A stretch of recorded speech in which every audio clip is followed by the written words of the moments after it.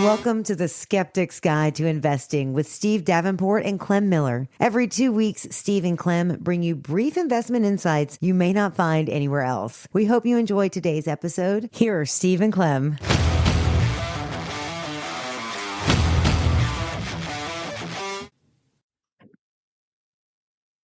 Hello, everyone, and welcome. Today on Skeptic's Guide to Investing, we're fortunate to have a guest. Our guest today is Jooliana Crummell. She works for Merit Financial, and she helps bring advisors together in mergers and also help advisors grow their firms and build their businesses. Clem and I have tried to focus on giving people more information about how people got to where they are in their careers and also how people have done on their own financial journey. We don't think there is one path. We think there are many paths. And therefore, I'd like to say welcome, Jooliana. And why don't you tell us a little bit about yourself and how you've gone along this financial path? Awesome. Well, Stephen, thank you so much for having me. Clem, it's nice to meet you as well. First of all, when you came up to me at a conference when we were speaking a few weeks ago and asked me to be on a podcast because you would like to have more female speakers, I've never been so honored, and especially being a minority as well. And my journey when it comes to finance and the experience I've had started as a young girl who was 6 years old who cried in her room because she was so angry. And you're probably like, what can you be so angry about at 6 years old? Like, what, your mom didn't give you ice cream? I'm like, no. So I vividly remember when I was 6, I got a mail, and it said, Ju Kim, my last name's Crummell now. And it said, you're invited to be part of this, pageant. And I was so excited. I ran upstairs. I got a dial phone. I said, Mom, you're not going to believe this. I'm 6 years old. I get to live the American dream and I get to be on a pageant. I can't wait to be on TV. And then she's like, we'll talk about it when you get home. And she came home a few hours later. She sat me down and it's really heartfelt for me. And she was like, look, honey, I know you think that, you're able to do this and we want everything for you, but I'm a single mom. I work like 80 hours a week and we can't afford this. And so even matter of the fact that if you want to even go to college, which I thought everybody went to college, you're going to have to get a scholarship or you're not going to be able to go to college. That's tough. To a 6-year-old girl, I ran into my room so fast. I shut the door and I was so angry, so confused, so distraught. And at that moment, I thought to myself, money equals opportunity, and I'm going to have to work hard for that opportunity. So that kind of set the stage of my kind of financial journey, so that speak. No, I think that's great. I mean, I had parents who realized I had no skills when I wanted to be a saxophonist. And my mother's like, how much does it cost to rent the saxophone? I said, it's at the church, Mom. It's like $5 a month. And she goes, that's $5 a month that you don't have, I think she could tell that my musical talents weren't really, in need of development. But I do think that the American dream and having the ability to see yourself going to college, going to, get a job, become successful. I think it's a lot of what we don't talk about it, but it's there. I think everybody has the picket fence idea of I'm going to get a small house and it's going to have a little 1-car garage and I'm going to, and I still believe the home is the center of the American dream. And a lot of what we do is to create this idyllic, and we're coming off the most idyllic day of the year, right? The Norman Rockwell picture of the turkey on the table and everybody around and grandma's at one end and the little kids are fighting. It is what we all think of. But in reality, I'm like, have we ever had that as our family? And I'm 62 years old and I still haven't had the Rockwell moment. You know what I mean? Hey, Jooliana, coming back to your story, there's a lot of ways to prosper, right? To develop a prosperous career. And, you could be a doctor, you could be a lawyer, you could be an engineer, you could be any number of things. Why did you choose the path of finance? Oh my God, Clem. I really wanted to be the next Jooliana Rancic on ATV. I really did. But what happened is I studied journalism. I actually got into UGA. I got a full scholarship. So I achieved that dream and I studied journalism. I was practicing on camera. And when I went to Los Angeles to work for E! News, I realized that it was just not fulfilling. Everything was just staged. And I felt like I could do more with my life, with all the experiences and living the American dream.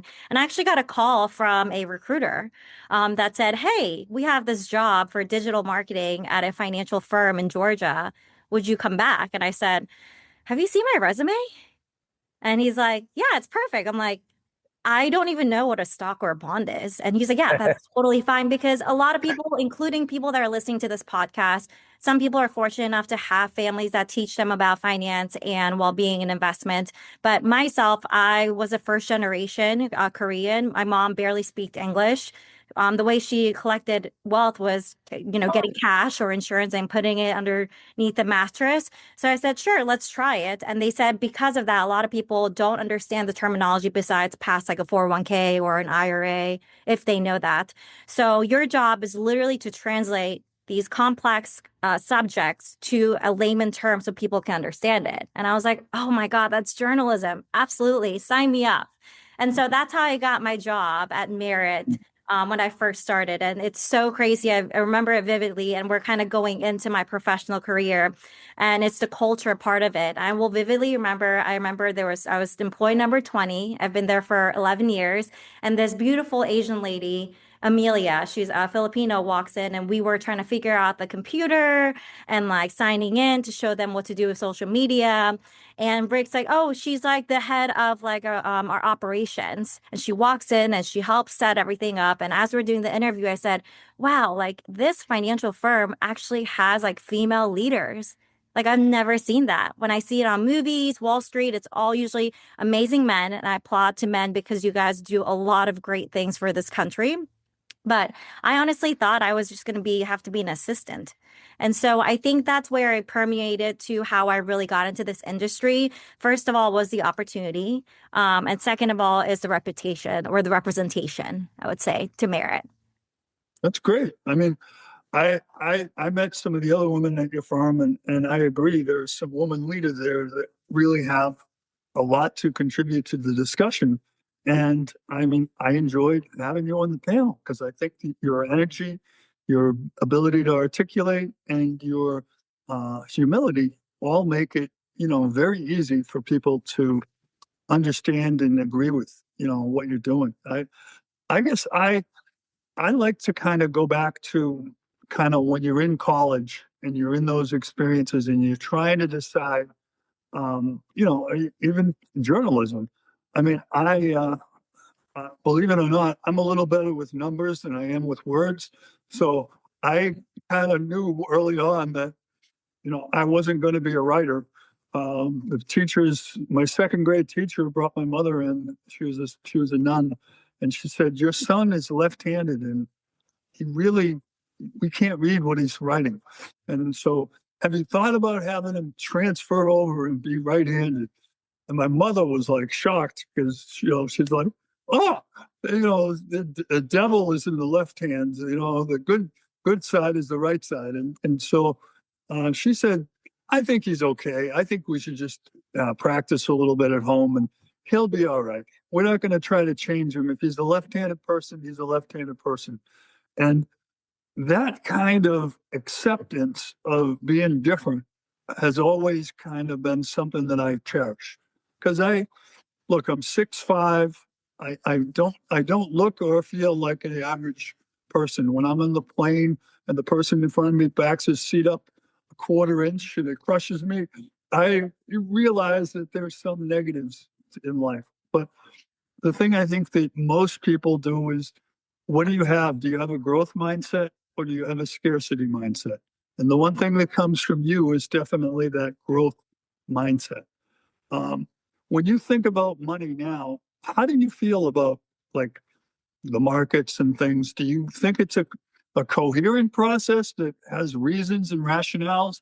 Or do you look at it and say, I can't believe what happens some days when, something comes out about a new Chinese, AI company, the whole market kind of reacts, right? I mean, I think it's an evolution to anything in life, even if it's like growing a, tree into like an apple tree. Everything starts with a seed. And if you look at AI and the way it's really transformed this, AI has been around for decades. I mean, I'm talking about close to 60, 70, 100 years. I don't know the exact amount, but they were used in a very way that wasn't really focused for the retail. It was mostly for like military and institutional and things of that nature. And now it's coming in like mainstream as well. And when it comes to the economy and money, I think it's just really important to know that whatever you're getting yourself into, it's great because it's always good to be open-minded because there's always going to be change. We had the dot-com bubble, then things moved from to desktop to laptop, then from laptop to mobile, then mobile to AI. Now this is just a new iteration. And those that take a nimble, slow approach is always going to win. And yes, I know I was an Uber driver and this guy's like, oh, I'm a day trader. I was like, gosh, I wish I had your talent. Like, I seriously wish I do, but I just don't. Like, I've tried it. I've lost $1,000. I said, I'm done. Like, so I think there is a place for people to, day trade, test if you want to gamble. I don't condone it, but, I know there's sports bettors, there's all different types of people, but having a consistent approach when it comes to investing in the markets, even if it's volatile or there's a government shutdown for a month or things of that nature, having guidance like you, Stephen, or Clem, especially you being advisors, is making sure that you're on the right path and thinking the long term is going to really what will set you up for success when it comes to economy, whatever it might be, unless we have like an alien that comes down and the whole world just comes to an end. Then I pray to God you just have like some storage of food there. But other than that, it's like a cyclical thing. And you just have to like ride with the waves. And 90%, I mean, from what I've seen historically, it's been going up. I mean, even if you just invested in the S&P 500, right? And my mom, perfect example, she is like a, person that just only believed in cash. And I told her like 8 years ago, I was like, can we please start an IRA? And she's like, oh, no, we just buy insurance because we're Asian and we love cash and anything that's insurance. I was like, okay, mom, but I think that there's some tax strategies, efficiencies. So I invested, 50,000. It's increased to like 90,000. Now she is so gung ho about crypto and AI. It is unbelievable. This like 67-year-old woman that can't speak English is buying crypto. And it's in the whole Asian community. I was literally eating kimchi with my mom for Thanksgiving at a restaurant. And then the lady in Korean's like, oh, like, are you investing in this crypto? I'm like, yo, like, do you even know what it is? Like, you can't even speak English. I'm just kidding. It's not that, but it's not perfect. Like, are you doing your research? And so I told her, I was like, do you have a financial advisor? I'm all about you investing in things that are new and it's going to work, but do your due diligence, do your homework, get your research, ask people that are professionals, and then inch into it and make sure it's not like your whole portfolio, but like, make sure it's a balanced portfolio based on what you want to accomplish. And because of that, my mom loves crypto. She always tells me how much she's earned versus the money that I helped her. But I'm like, but look how much you earned before crypto came mainstream. And so Jooliana, before I'd like to come back to crypto at some point. I know Steve. Okay. I know Steve That's knows why you what I'm started going to. laughing. But why don't you tell us a little bit about what Merit does and what you do with Merit and so on? Yeah, absolutely. So my job at Merit is pretty simple. I call myself essentially kind of the advisor's advisor. So Stephen and I were talking about this for the conference, and I said, a lot of people, including my mom, she's a retirement age. And ideally, one part of the things about being an American dream is, thinking about retirement, starting Social Security, enjoying life, having grandbabies, families, all that wonderful things. And so a lot of the times working with advisors for 7 years in a different capacity of like helping them grow their book of business and now coming to this place, a lot of people don't really have a retirement plan. So most of the time, like, hey, I know you were advising your clients to start early, invest if you can, save if you can, figure out your retirement plan 5 to 10 years. And I ask, have you done that? And they're like, well, yeah, I'm like a business owner. There's something going on, blah, blah, blah, blah, blah. And the next thing you know, they're like, okay, I have like 2 years. I need to go hire an investment banker and I need to find like a home so that my clients, when I do decide to take a next leap of succession, that they're taken care of. So a lot of the times I feel like they come to us and we're really thankful, to say they're like, hey, would Merit be a good home for me and my clients and my team? And so instead of saying, yes, absolutely, you should totally be part of our team through like an acquisition, it's more of a partnership because you're switching like kind of equity with your business. So you really become like an owner of the company. And so my job is to really sit down with them and say, number one, do you have an internal succession? Do you have like a brother or, G2 advisor that wants to help, with the business and can take over? Yes or no? Can they afford it, right? The more assets you have as a business owner, the more expensive it gets. So it's a double-edged sword. And if that's a path, great. Number, if you don't and they can't afford it, or they are just not able to at this time, or they may not have like an advisor who can take over. All right, let's look at the second option, which is, have you thought about partnering with a firm like Merit? And then that's when they kind of come to us and they say, okay, I'm looking at 4 different firms. And then we're like, great, we really appreciate you thinking of us as a potential partner. But now, like, is your business optimized? Like, do you have like all the things you want so that you can maximize your investment, like you would tell your client, right, for like allocation? And then do you also are your clients going to be taken care of? Do you think Clem and I, if we have a conflict because, we're team members, that we would be able to resolve it because we care about one another. We care about the culture. We know that we're going to be taken care of. And then finally, does the investment make sense? Like, are you going to be really focused on crypto, private placements, and, real estate and private equity? Or are you more focused on like mutual funds and sleeves? So there's a lot of different components that goes into this that you have to advise alongside with other team members to say, okay, like we've checked about probably 85 to 90% of the boxes. I think we should look at potentially getting married.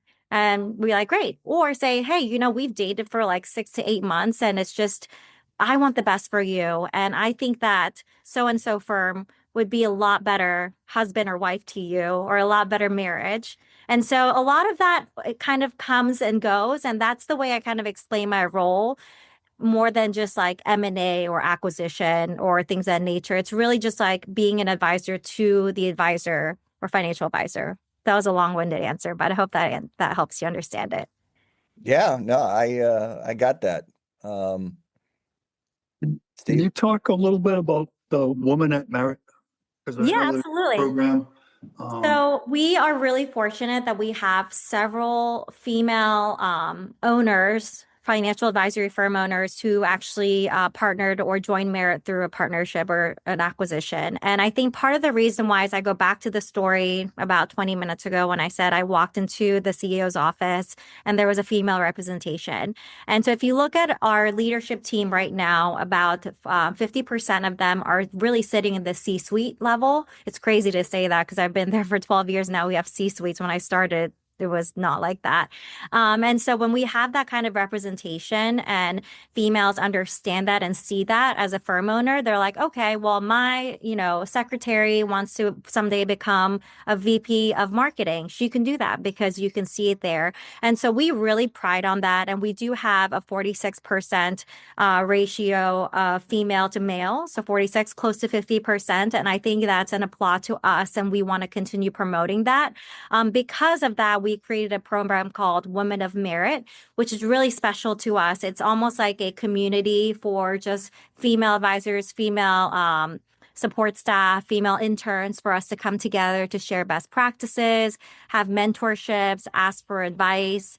We have webinars that are happening on a monthly basis. Also, we, even in Georgia, because we live in Georgia, there was an event that happened in Chateau Elan with like a radio channel that was really big, like locally, and Power 96.1 actually. And so what they did was they were collecting female hygiene products because, believe it or not, it's very expensive. with being a female and having to go through that. Sorry if it's a TMI, but our like team literally went together, helped them raise funds, showed up, made sure that we donated, we collected items. And I think that was a huge success. And just being able to be together and help each other, not professionally, but also personally, has really helped us grow our firm from like a talent acquisition, recruiting, as well as partnerships. So it's near and dear to my heart, and I'm excited to see that's continuing to grow since the day one I was there at 11 years ago till today.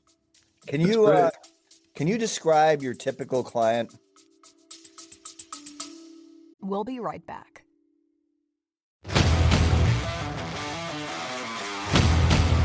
We hope you're enjoying our episodes. If you are, then we'd greatly appreciate your liking, following, and sharing. Help us help others. Now let's get back to the discussion.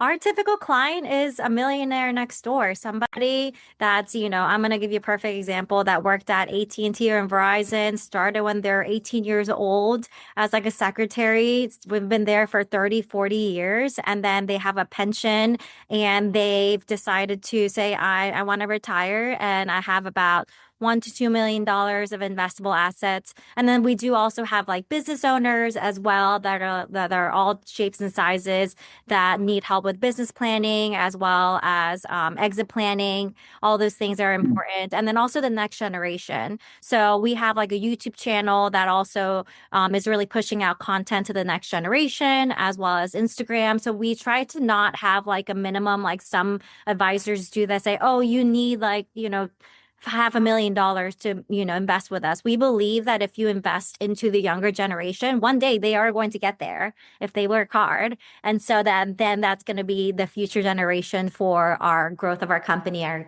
community. Do you offer model portfolios for your clients? We do both. So we do have different model portfolios because a lot of our clients are, those that are millionaires next door, right? They're not really watching the market on a regular basis, but they want their children to be taken care of, their families to be taken care of. So the majority of them, yes, we have models and sleeves, but we also do have those clients that want a customized portfolio because of their situation. Also, because of partnerships, we have different people that come through that have specific clienteles that they're used to certain things. So we do remain flexible because we believe that there's got to be a place for everybody. The majority of them are, yes, that are, models, but we do still offer some customization as well, just because we know that's important to them. So if you have, say, a most common model that you offer, a core model, say growth, a lot of firms, we would call it growth and income, right? Portfolio. Yes. What percentage do you allocate to various assets typically? It's going to be, I think, more preservation focused, and I'm not like a CFA, so I can't tell you in detail, but I know that most of our clienteles are in those phases of they've accumulated wealth. They want to preserve it. They want to have that 7 to 10% growth annually and try to live off that 5 to 8%. So we do have a balanced portfolio. It's not very growth focused just because we don't have the next generation. That's not as big of a pool for us. And we're trying to get there, but if that makes sense, but it would be more of like a 60-40 allocation, I think has been really like helpful for us. And then we have like the structured, or not the structured, like the, private equity and the alternatives are very small. We would say probably less than 10% for those that want to be part of that kind of new program. But for the most part, we're pretty conservative. But we do have different, anywhere from like extremely aggressive to like very, very safe. But I would say generally it's kind of more on the safer side, I would say. Okay. More income then. More income. There you go. I mean, we've talked about previously in some of the podcasts about how women are challenged by a few different factors. One being they're going to live longer. Two being that their wages can be less than a similar job for a man. And also because they are involved in their families and sometimes taking care of their parents. It feels like to me there's so much opportunity in the space for women advisors that I believe that, we know that there's going to be a huge transfer of wealth over the next 20 years. I think the numbers are something like 100 Trillion. billion. Trillion. And I look at that number and think a lot of that is going to be transferred between a husband dying and a wife, because we've noticed that in our own clientele. We Right. had 3 people pass away, all husbands in these relationships. And so now we're working with, the woman in the relationship to try to maintain and grow. And I think we've always been working together as couples, and we wanted it. But do you see a transformation going on, and that women really appreciate having another woman to talk to about investments? Like how do you put that on the scale of, we really want them to be educated, we really want them to be comfortable, we really want them to be, balanced in how they approach things? Right. Do you think gender is a factor in a good advisory relationship? So what age group are we talking about? Can I throw a question? I'd say from 50 to 70. I think it does. And I think the most important thing is just we're coming to a different place where, if you think about it, it wasn't not too long ago. I don't remember the statistics where women could not even have a credit card, right? And they were able to now finally buy a home. They're finally able to have a job. And it's just crazy to me because I never grew up in that era. So I've always been in the women empowerment, and I'm really fortunate Merit has created an environment where I feel that on a daily basis. But I know that unfortunately not everybody does have that. And I feel like the older generation or like more mature generation, you're going to feel that more because they just had to go through that much more and sacrifice it. So I think that if they talk to a female, would they feel more comfortable? Probably, just because they are able to say, hey, like, we're in our 50s and 60s. We're in the same generation. We know what we went through. And even no matter what, like, I feel like empathy is just something very hard to replicate, even if you try. Now, does that mean that you can't? And like, I think gender is a factor. And as a male advisor, it's going to be harder for you. No, but I do think it's all about relationships, right? So, Stephen, say you have a client, right? And the husband and wife are, together. They've been there for 20 years, and and then the husband unfortunately passes away a little bit earlier. When did you start engaging with her? Did you start engaging with her a year before or 10 years before? I think that's what's going to make a big difference when it comes to married couples and like having to have that, like happen, right? And so then what happens is women love to refer each other. Like if you have a good sale, like all of your girlfriends are going to find out and say, Steven, you did an awesome job for Sally and John who are together, and you've been working with her for 5 years. And then Sally's like, I'm sorry, my husband passed away. But then at that time, probably Sally has 5 other lady friends, right? And their advisors were not nice. They were like, they brought him in. He said, sign this document, but they didn't feel included. And Sally's friend's like, hey, like, I don't even know this guy. And then Sally's like, well, Steven, my advisor, like does this women's lunch, and he's like, loves us, not only cares about our finances, about our family. He's included me. She's going to be like, can I talk to him too?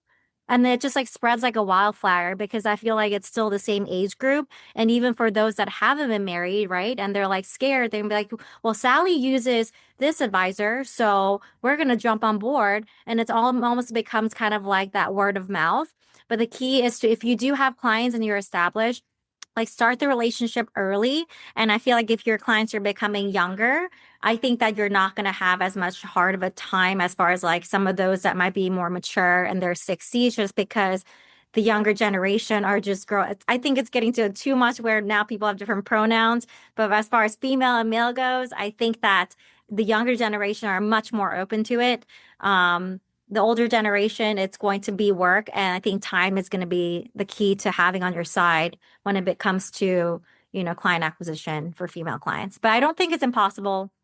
Yeah, I mean, I had a meeting just Monday night with a couple, and he was 72 and she was 67. And the son was involved in the conversation because I knew him from Georgia State.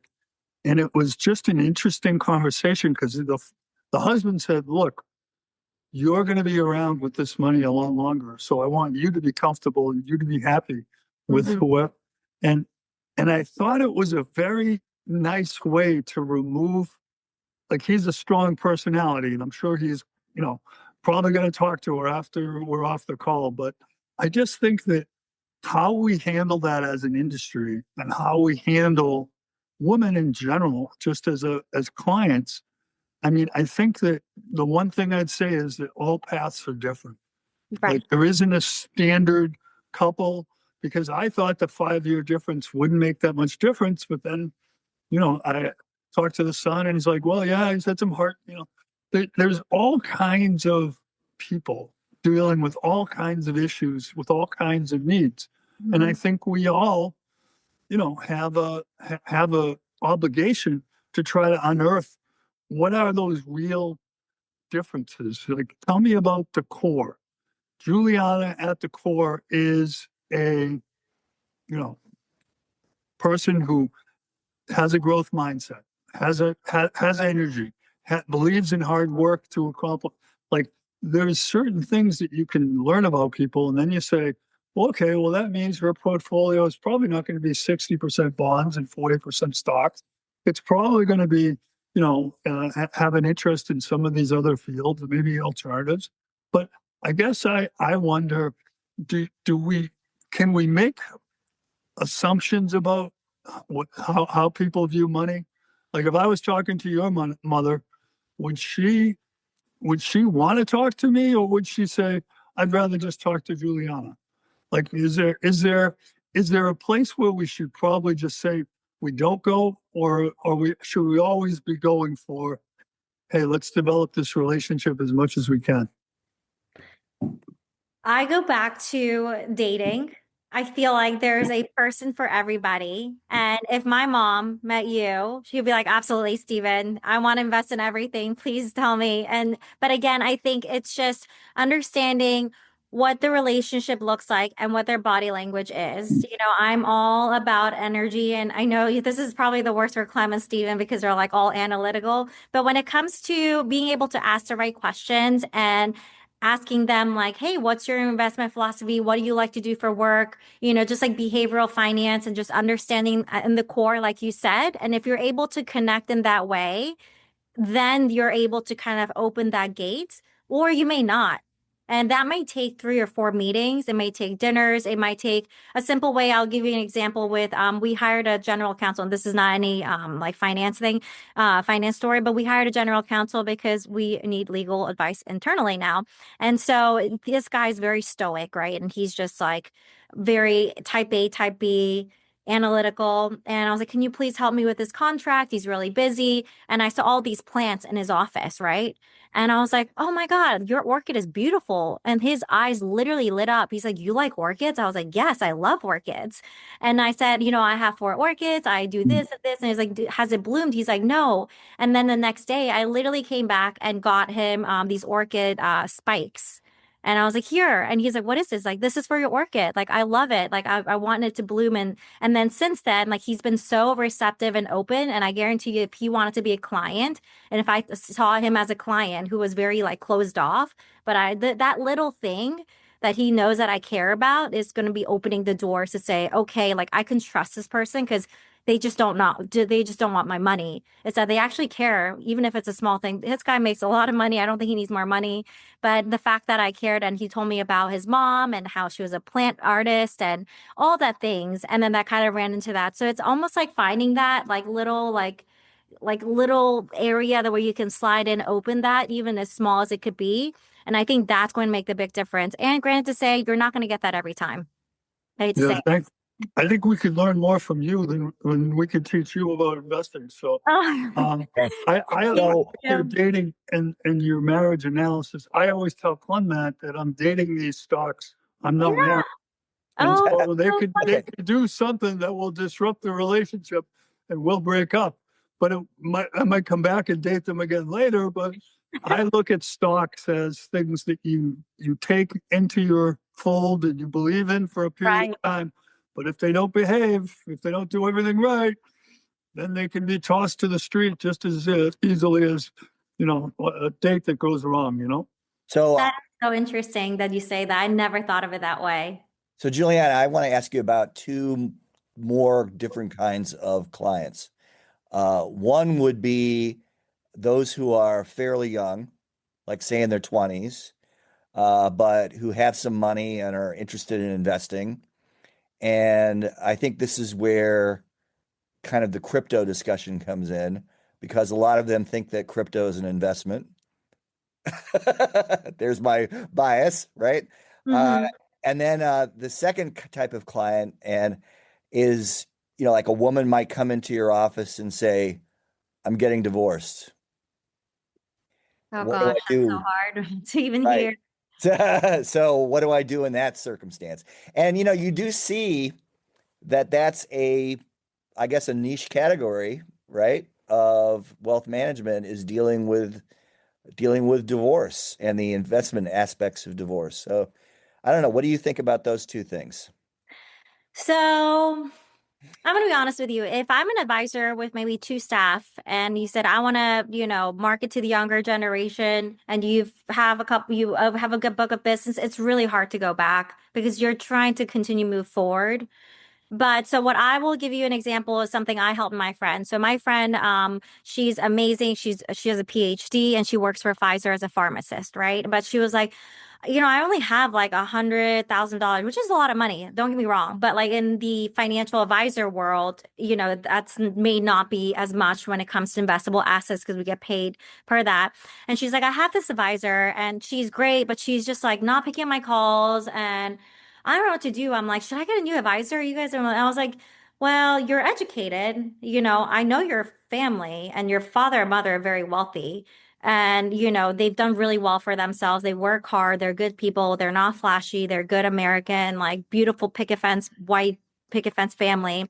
And I was like, have you talked to your dad's financial advisor? She's like, well, no. Like, I mean, I was like, why? And I was like, she was like, well, I don't know. Like, I kind of wanted to do my own thing. And I said, well, if I were you, I would look into that. And she said, why? And I was like, well, first of all, if this advisor is working with Clem, and let's just put it a number, he's a $2 million client, probably more, $2 million client. The service he's getting as a $2 million client is much higher than the service you're getting as a $100,000 client, right? And so she was like, okay. And I was like, because of that, Clem is incentivized to be able to take care of you because that's his view. Like when it comes to financial advising and holistic planning, you want to take care of like the next heirs and next generation and everything else. So even if you have $100,000, he's going to treat you like a $2.5 million client because he wants to make sure that when your father passes away one day, I don't really like talking about this, that you are going to be the next heir because you're his beautiful daughter. And he wants to keep you and continue that lineage and continue helping that in a holistic way. And she was like, okay, well, and then she called her dad. The financial advisor works for Morgan Stanley. So obviously I think it's a little bit more than $2 million. And she the next week and she's like, oh my God, Jooliana, thank you so much. And I was like, what happened? Did you win the lottery? And she was like, no, like they treat me like gold. Like literally they like help me with my portfolio. It's absolutely perfect. I understand my dad's situation, my mom's situation. I have a great relationship with my financial advisor. Financial advisor's happy because now he has another 40 years that he can continue having a client for, right? It's kind of like a win-win situation. So I feel like if most of your clients that you have right now, if you're not connecting with the next generation, you already have a client base, like literally a very beautiful client base. Start connecting with them, whether it's taking them out to baseball games or just doing a little things that would help them. And I think that's the way to build the next generation if you have clients. Now, if you don't have clients and you're a 40-year-old woman or man that became an advisor, it's going to be grassroots. Like you're going to just have to take it as it comes and go to every networking event, work your network, start off with like the $100,000 client and work your way up. But those are the two ways that I see that how you're able to penetrate the next generation. As far as crypto goes, it really just depends on the person if they want to be helped. I feel like there's more than enough people in the sea. And you can't, if somebody believes this mouse is red, and I'm trying to say it's white, and they're like, no, this is red, I cannot force them to believe that this mouse is white, even though it's white. So I think that instead of instead of like focusing on client acquisition, that like find those that are like you, that believe in the same things as you. And I think because like for me, I have a lot of friends that are in commercial real estate and they think the real estate is God's given investment. And I love that, but they're just not going to make good clients. So I'm like, we just, drink beer, hang out. If they have a real estate client that bought a house and needs an advisor, great. But I think it's okay to say no. And I know Stephen knows this, but like the power of no is so powerful that people don't use like every day. So hopefully that kind of answers my question about the next gen. And then I can go into the divorcee, which is a little bit sadder, but yeah. No, I think it's a great way to provide service that the person is in a time of, stress and uncertainty, right? I mean, that's to me when an advisor really earns his keep, right? And I think that overall we should be trying to, be ready for those moments and understand those moments are going to occur. And two good people can have differences that cause it just not to work out. So I think it's, I think it's a great way to grow your business. I know several advisors who it's the core of their business, and I think it's smart. I guess I'd wonder if you could look out there and design an advisor, what top two or three things do you think he should have in order to be a good Like Stephen advisor? and Clem. Just put Stephen and Clem. That's it. Done. Yeah, just, I'm just kidding. I know you're- that's the right answer. You know that's the right answer, but we still have to put the words out there for people. Like, what three characteristics do you think are most important when you're talking about, I think this advisor would be good for you? He is, or she is, or they are. Yeah, absolutely. Number one, I can't say it enough. I think the reason why I even chose this industry is because integrity. And when it comes to entertainment or some of the other industries, there are not as many people that focus on integrity. It's all about the shell or like what you can show. And so if you can find somebody that literally has integrity, and that's why most, hopefully most advisors are fiduciary. And if you have a CFP or a designation, you definitely have to be fiduciary because you're taking care of people's money. Like, I mean, money is so personal. Like it creates opportunities. Like think about where I was when I was 6 years old to where I am today. And I'm really blessed and thankful. And so when it comes to that, like you want somebody that's going to be the best for you, even so that Stephen, you're like, oh, this stock would help me make more profits as an advisor, but I know she really needs this. And so understanding that I think is going to be the most important factor because if you have integrity, you're going to build trust. And I feel like Okay. without trust, you have nothing, like not even in any relationship, right? So number one, definitely integrity. Number two is somebody that has I don't know if it's like the general, it depends. Like if you're a male and very analytical, it's going to be more on like the investments and analytics. If you're more compassion, like for females, it's going to be more of like having compassion and be more emotional, I would say for a female. And if it's like more of an analytical person, being able to match that energy, I would say. So it's energy. I'll say energy. I don't even think that's a word, but it's being able to like match that pendulum of where they want to be communicated, and that energy is so So a important. broad-based skill dealing with people.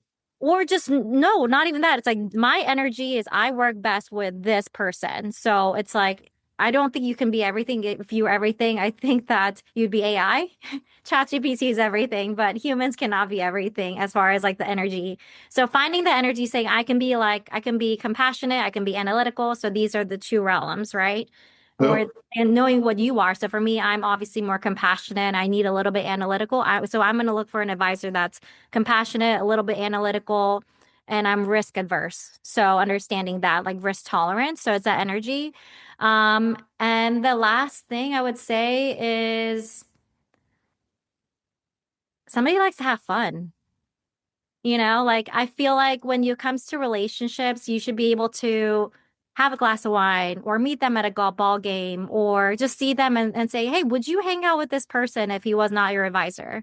Because I feel like in a way we come back to marriage, you're kind of marrying that person. You could get divorced very quickly, but it's not like, buying a business or such. But it's like, can you get along with them when the markets might be not following what we're thinking about as far as like it's volatile or we're dropping, it's like going down, or maybe Steven made a mistake and you have to like help him, like forgive him because we're human. Like, can you say, you know what, I know he's a great guy, I trust him, like having that relationship. I think those are the three factors. Um, No, those are good. I think I could be all three of those. So I know you can. you That's didn't how ask me you to know. do Python programming. You didn't ask me Exactly. to have a CPA exam. Saxophone. You can go play saxophone, listen to jazz music. Yeah, Exactly. I can do that. Um, if you could look at yourself in the industry right now and say, if I went back 11 years, what would I tell Jooliana 11 years ago that would have been helpful in terms of mentoring or people supporting you, so that somebody who's starting where you started 11 years ago gets, what I mean, thinks about the right things? Because I think a lot of people think, well, I'm not articulate enough. I'm not, I'm not good enough looking. I'm not the person who dominates the room. I'm not the person who, I guess I would ask is, what do you think, you would have loved somebody to tell you, or what do you think it was that allowed you to succeed when others might not have? Like, what is the key to the Juliana juice? Oh, thank you. Um, if I had to think back, I'm gonna think back to when we first started, about my 6-year-old journey, and Okay. realize that money equals opportunity for me. And I learned it at a very young age, which meant that I had to work very hard. I feel like we live in a place, I just went back to South Korea. And if you go to Korea, and if anyone's listening as a female, like God bless you, because it is not America. Like it's still a male, heavily dominated world. And there's a lot of places in Asia, but in America, like it literally is like an American dream. Like you can do anything. You can be like an influencer, a TikTok, and make millions of dollars, like if you want to. There's so much like, opportunity there. And I think that if you work hard, if you truly work hard and try to do the right thing with integrity, like good things will come to you. And even if like bad things do happen, because we're human, good things and bad things happen to both good and bad people. But I think that that's what's helped me like really grow. Like even if at Mary, when I first started the first 7 months, I was the first one in and last one out. And I remember I would be sometimes sitting in the desk till 11 p.m. with the CEO like next door because I had to get this project done and I knew it was important for the firm. So things like that. And I feel like if you just put a little bit of effort and not talk, like actually do it. And if you do it long enough, like you're going to have success. But that's my only thing is that that's the only thing I've done. And there's two things that I always like believed in. It was Audrey Hepburn, because I love her. And it says not if you say, and it means nothing is impossible if you know that the word itself says I'm possible. Okay. I like that. Right? I can take that away and use it again. Can I steal Now, that? of course. No, Audrey did it. It's Audrey Hepburn. So I think you just have to know that, like believe that. And I have that on my desk every single day, that nothing is impossible if the word itself says I'm possible. And the second thing is do the right, because I'm going to get this from my CEO, Rick. If you walk into our office, it says do the right thing and know that success will follow. And it's happened many times in my career. Granted, I'm really fortunate. I've been at Merit, but it's just happened. So if you just do the right thing, just know that like somewhere in the universe is going to come back to you in tenfold. And I'm a true believer of that. And I hope that if you're a college student trying to figure it out, if you just take those two things and just run with it, I mean, you can be like Clem's son or daughter, like, Clem's son or daughter working on Amazon spaceships, right? And I'm sure they worked very hard. There's no way they got there without working hard. There's no way. So. Okay, I'm going to wrap it up here. Clem, do you have any final questions or comments? Nope. I just want to thank Juliana for joining us today. It was great. Enjoyed your energy. All your insights. Thanks. Okay, do you want to close with any comments, Juliana? Nope, I'm really thankful. Thank you so much, Clement, Stephen. It's been such a pleasure talking with you on this. And I think we've touched so many subjects. Story of my life, I'm ADHD.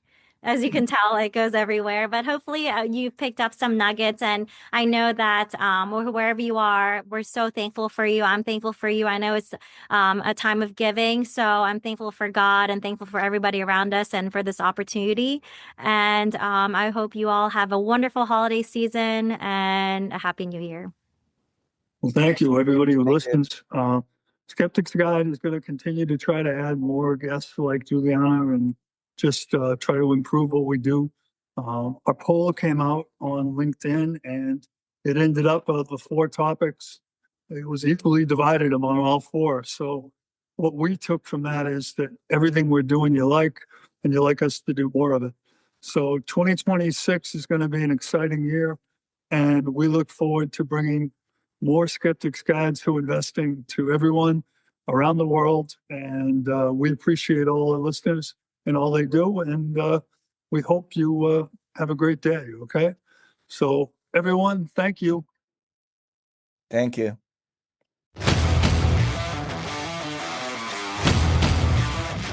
The views shared on this podcast represent the personal investment views of the hosts. They are for educational purposes and not meant to be taken as investment advice. Listeners should consult their own investment, legal, and tax advisors. Past performance of any investments is not a guarantee for future return.